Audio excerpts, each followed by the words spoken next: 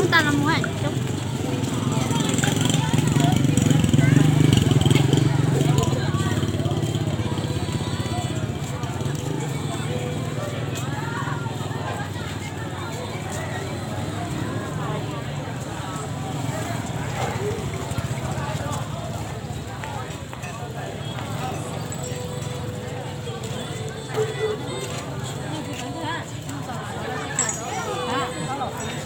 Ê, Tao là ba có tao có à. ô, tôi chỉnh chi lẹ.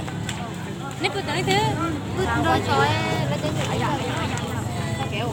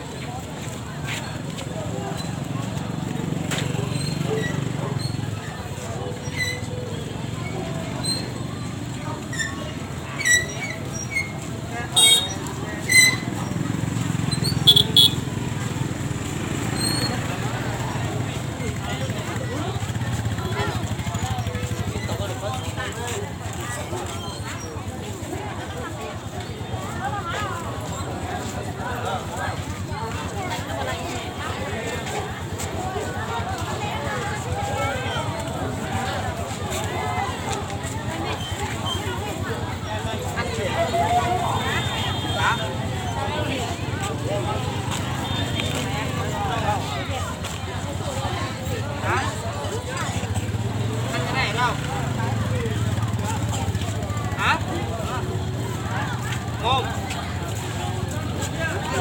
Tao phải nó chín rồi thì nếu mà phải tiêu nó không biết tao một phần. Mày không có chữa phải đâu. Một tông kéo, không tiêu. Đâu cái này nó không có dân đâu.